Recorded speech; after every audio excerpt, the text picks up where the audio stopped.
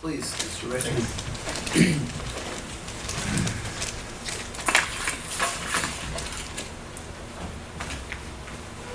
My name is Paul Richmond. I'm a lawyer in Jefferson County at my office on 210 Polk Street in Townsend.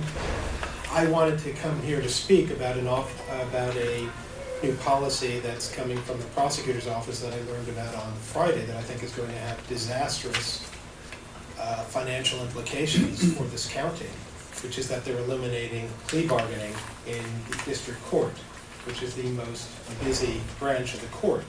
I'm not aware of a single court in Washington that has this policy, and I did some discussion with the defense bar of the state when I learned about this. No one I could speak to had found this.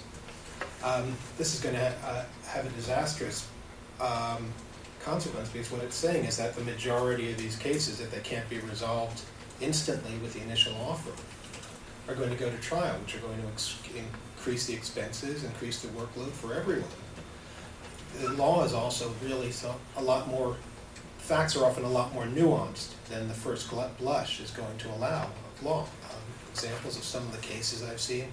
I saw a matter that took place where two brothers-in-law who owned a restaurant and were immigrants and had lived in the country legally without incident for decades got into a minor squabble.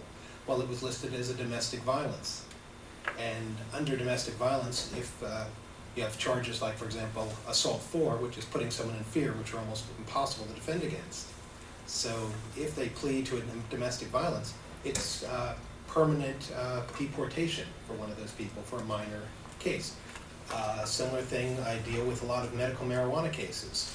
A lot of those people are people like students in school. They get convicted of some minor violation regarding that while they're trying to get their permit in order, or some minor defect happens in their permit. Yeah, their financial aid's gone. Their whole life is destroyed. Same thing with people who have clearances. So I think this is going to be disastrous on a lot of matters. But from a financial perspective, as I've said before, I think about 60% of this county's budget is dealing with the issues of law and justice. This is going to amp this up even higher.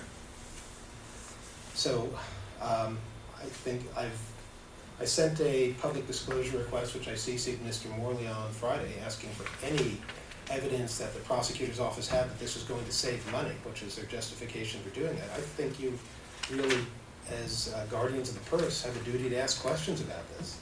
Thank you. Thank you, Mr. Richmond.